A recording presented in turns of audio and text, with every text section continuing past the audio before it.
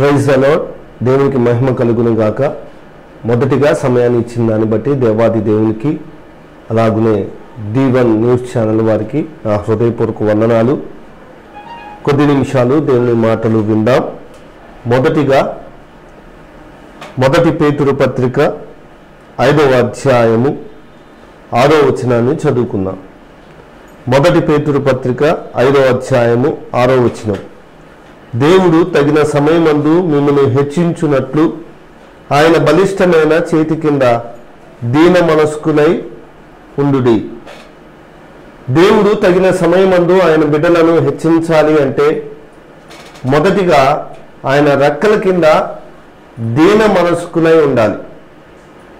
దేవుని చేత హెచ్చించబడాలి, దేవుని చేత దీవించబడాలి అనే ఉద్దేశం కలిగిన వారు ఫార్ములా ఏంటంటే దేవుని సన్నిధిలో తగ్గింపు జీవితం కలిగి ఉండాలి. పేతురు గారు ఇక్కడ ఈ మాటను స్పష్టంగా తెలియజేస్తున్నారు.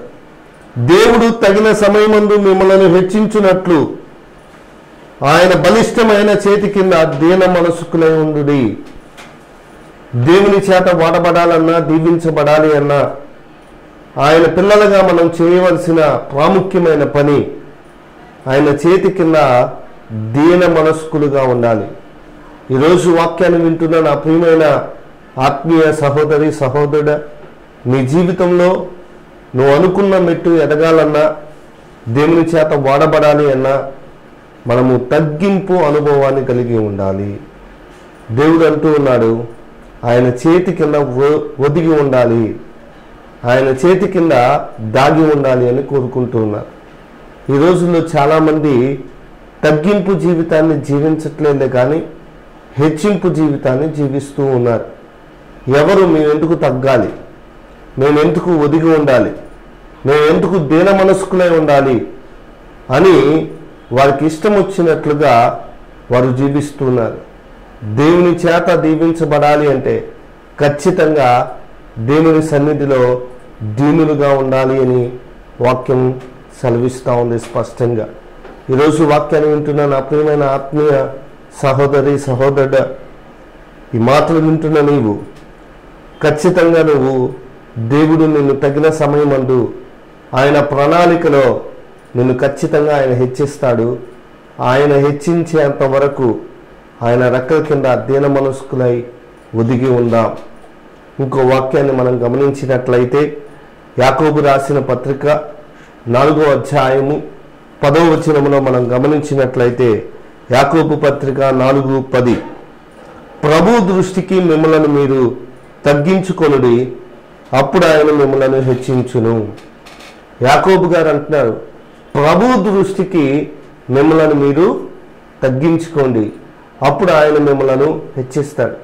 ఈ రోజుల్లో ప్రజలు మనుషుల ముందు తగ్గింపు జీవితం కలిగి ఉంటారు.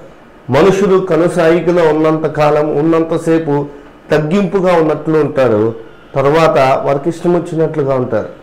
కానీ వాక్యం సెలవిస్తూ ఉంది, ప్రభు దృష్టికి మిమ్మల్ని మీరు తగ్గించుకోండి. దేవుడు మనల్ని చూస్తూ ఉన్నాడని.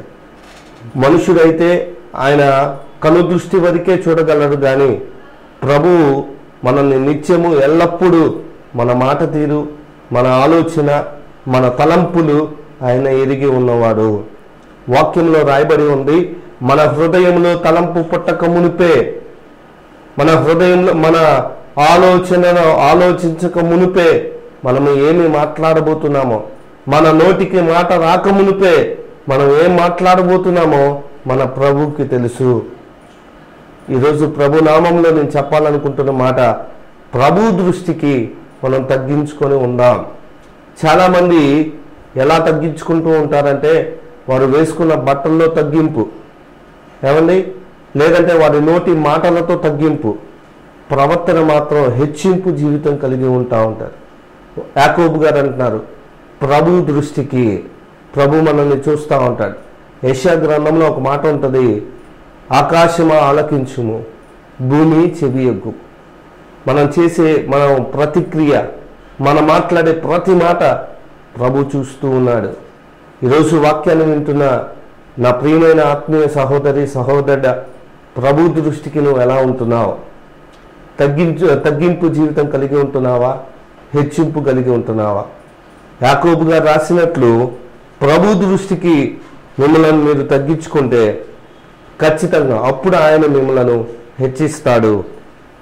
యోనా గ్రంథం 3వ అధ్యాయము 5-6 వచనాల్లో మనం గమనించినట్లయితే, యోనా గ్రంథం 3వ అధ్యాయము 5-6 వచనాల్లో మనం గమనించినట్లయితే, యోనా గారు నినివే వెళ్ళి సువార్తను ప్రకటించినప్పుడు ఇంకో 40 దినాల్లో ఈ ప్రాంతమంతా నాశనం కాబోతుంది అని ఆయన ప్రకటించినప్పుడు అక్కడ ఉన్న ప్రజలు ఏం చేశారు అంటే, వెంటనే ఆ మాటను వినగానే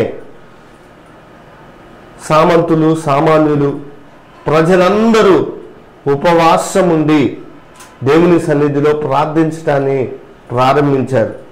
ఆ మాట నినివే పట్టణపు రాజు విన్నప్పుడు ఆయన కూడా తన సింహాసనమును దిగి ప్రార్థించాడంటండి. ఎప్పుడైతే రాజుగారి సహితం ప్రార్థన చేశారో, ఎప్పుడైతే ప్రతి ఒక్కరూ దేవుని సన్నిధిలో తగ్గించుకొని మొరపెట్టారో, దేవుడు ఏం చేశాడంటే నినివే పట్టణ ప్రజలకు చేయాలి అనుకుంటున్న కీడు ఆయన మాని, అక్కడ రాయబడి ఉన్న మాట, దేవుడు పశ్చాత్తాపుడై వారికి చేయాలనుకున్న కీడు మానివేశాడు. ఈరోజు వాక్యాన్ని వింటున్న నా ప్రియమైన ఆత్మీయ సహోదరి సహోదరుడా, దేవుని సన్నిధిలో గనక నువ్వు తగ్గించుకొని ఉంటే ఖచ్చితంగా ఆయన నిన్ను హెచ్చిస్తాడు, ఖచ్చితంగా ఆయన నిన్ను బలపరుస్తాడు. నేను చెప్పాలి అనుకుంటున్న మాట ఏంటంటే, ప్రభు దృష్టికి మనము తగ్గించుకోవాలి. తగిన సమయమందు ఆయన మనల్ని హెచ్చించులాగున ఆయన బలిష్టమైన రెక్కల కింద దీన మనస్కులుగా ఉండాలి. నువ్వు గనక నేను తగ్గించుకోను అంటే, నువ్వు హెచ్చింపు కలిగి జీవితం కలిగి ఉంటే, తనను తాను హెచ్చించుకున్నవాడు తగ్గించబడును, తనను తాను తగ్గించుకున్నవాడు హెచ్చించబడతాడని వాక్యం సెలవిస్తూ ఉంది. చూడండి, సామెతల గ్రంథం 29వ అధ్యాయము 23వ వచనంలో చూసినట్లయితే,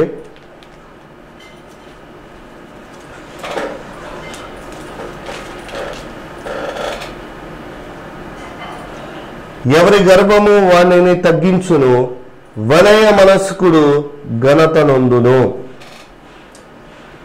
ఎవని గర్భము వానిని తగ్గించును, వినయ మనస్కుడు ఘనత నొందును.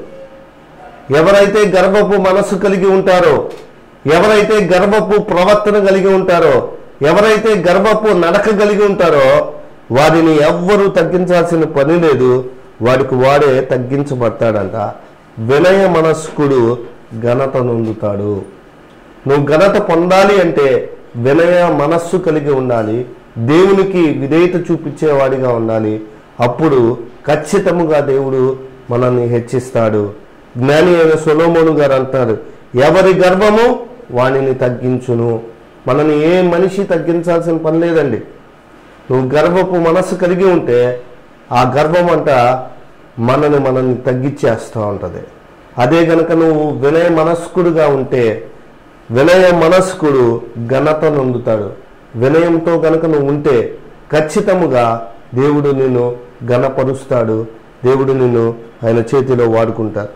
చివరిగా మనం గమనించినట్లయితే మలాకి గ్రంథం 6వ అధ్యాయము 8వ వచనం, మీకా గ్రంథం 6:8, మనుష్యుడా ఏది ఉత్తమమో అది నీకు తెలియను, ఏది ఉత్తమమో అది నీకు తెలియజేసి ఉన్నారు.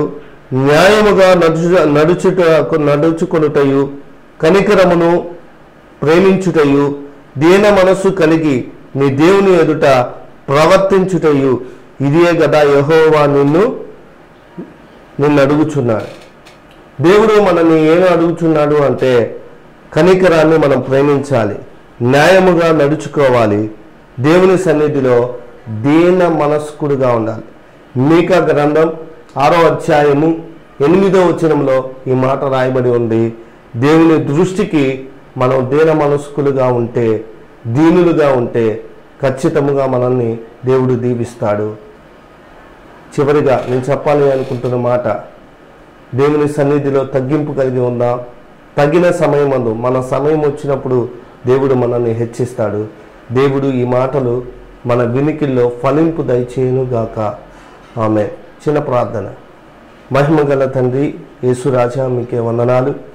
తగిన సమయమందు మీరు మమ్మలను హెచ్చించులాగున మీ బలిష్టమైన రెక్కల కింద దీన మనస్కులుగా ఉండి మంచి ప్రవర్తన కలిగి నడిచే అనుభవాన్ని మాకు దయచేయమని యేసు నామంలో అడిగి వేడుకొని పొందుకొని ఉన్నాము కృపగల తండ్రి. ఆమె.